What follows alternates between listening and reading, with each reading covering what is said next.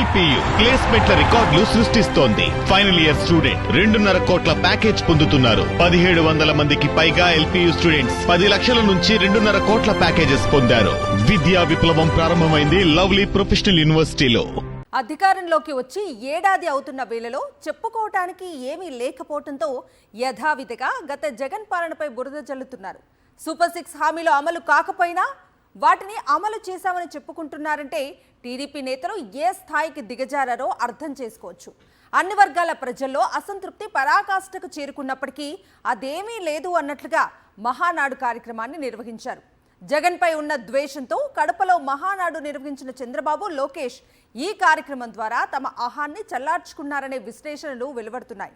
బాబు పాలన వల్ల రాయలసీమకు గాని రాష్ట్రానికి గాని ఒరిగిందేమీ లేదని రాజకీయ పరిశీలకులు భావిస్తున్నారు.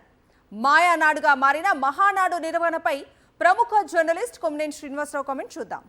మీకు గుర్తుందా, గతసారి రాజమండ్రిలో ఒక సభను పెట్టి టీడీపీ అధినేత, అప్పటి ప్రతిపక్ష నేత, ప్రస్తుత ముఖ్యమంత్రి చంద్రబాబు నాయుడు ఏమన్నారో గుర్తు చేసుకోండి. సూపర్ 6 అంటూ కొన్ని హామీలు ప్రకటించి అదిరిందా తమ్ముళ్ళు అదిరిందా అని 1-2 సార్లు అడిగి మరీ చప్పట్లు కొట్టించుకున్నారు. తప్పులేదు.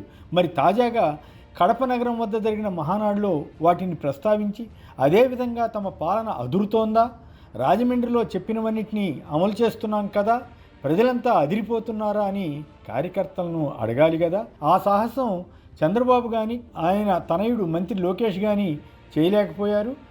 అసలు మహానాడు ఎందుకు జరుగుతోందో, ఏమి సాధించాలని అనుకుంటున్నారో తెలియకుండా సాగిన సమావేశం బహుశా ఇదేనేమో.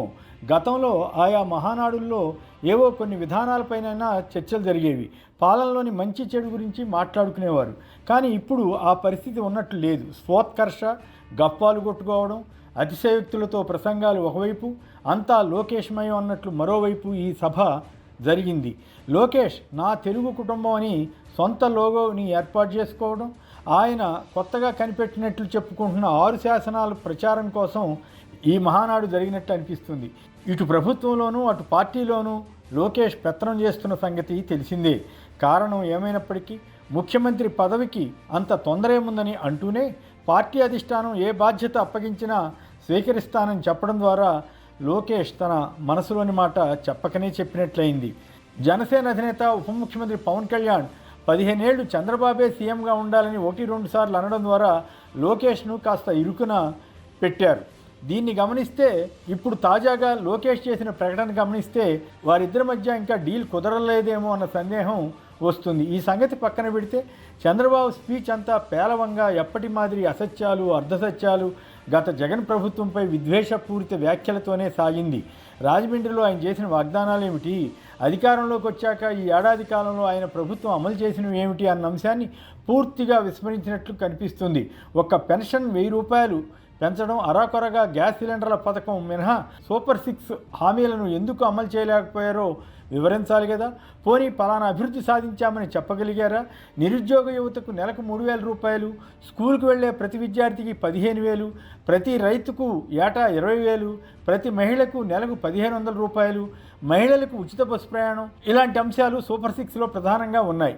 ఇవి కాకుండా షణ్ముఖ వ్యూహం అంటూ ఎన్నికల ప్రణాళిక పేరుతో దాదాపు 200 హామీలు ఇచ్చారు.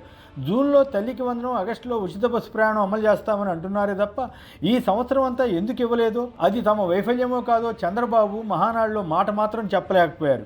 అన్నదాత సుఖీభవ కింద కేంద్రంతో సంబంధం లేకుండా 20,000 ఇస్తామని తమ మేనిఫెస్టోలో ప్రకటించినప్పటికీ ఇప్పుడు కేంద్రంతో ఇచ్చే డబ్బుతో కలిపి 20,000 రూపాయలు 3 విడతలుగా ఇస్తామని అంటున్నారు.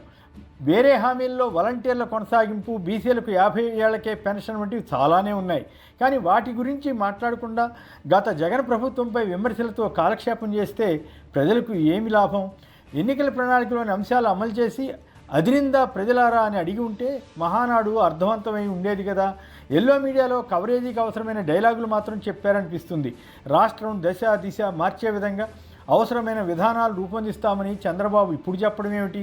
గత మహానాడనండి, పార్టీ సభ అనండి, లేదా తాము విడుదల చేసిన మేనిఫెస్టోలో అనండి, అందులో చెప్పిన విధానాలు కాకుండా కొత్త విధానాలు ఏమి తీసుకొస్తారు? అంటే అంతకుముందు చెప్పిన విధానాలు పనికిరావా? మేనిఫెస్టోలోని అంశాలన్నింటినీ గాలికి వదిలేసినట్లేనా? కూటమి అధికారంలోకి వచ్చాక ఎంతమంది వైసీపీ కార్యకర్తలు హత్యలకు గురయ్యారు? ఈ మధ్యకాలంలో పెరిగిన పోలీసు వేధింపుల గురించి ఏమిటి? తెనాలిలో దళిత ముస్లిం యువకులు ముగ్గురిని పోలీసులు బహిరంగంగా అరికాళ్లపై ఇష్టారాజ్యంగా కొట్టడమే టీడీపీ ప్రభుత్వ విధానమా? ఇక అక్రమ కేసుల సంగతి సరే ఇన్ని చేస్తూ జగన్ ప్రభుత్వంలో అది జరిగింది ఇది జరిగిందంటూ అసత్యాలు వల్లెవేస్తున్నారు. ఇక లోకేష్ చెబుతున్న 6 శాసనాలు మరీ విడ్డూరంగా ఉన్నాయనిపిస్తుంది. అన్నిటినీ మించి టీడీపీ పేదల పార్టీ అట. పేదల పార్టీకి ఒక్క రోజులో సుమారు 22 కోట్ల రూపాయల విరాళం వచ్చిందట. ఈ సందర్భంగా గతంలో జరిగిన ఒక సంఘటన గుర్తుకొస్తుంది. 1986 మహానాడు విజయవాడ కృష్ణా తీరంలో జరిగింది. అందులో ఒక హుండీ పెట్టారు. విరాళాలు ఇవ్వదలిచిన వారు అందులో వేయవచ్చని ప్రకటించారు.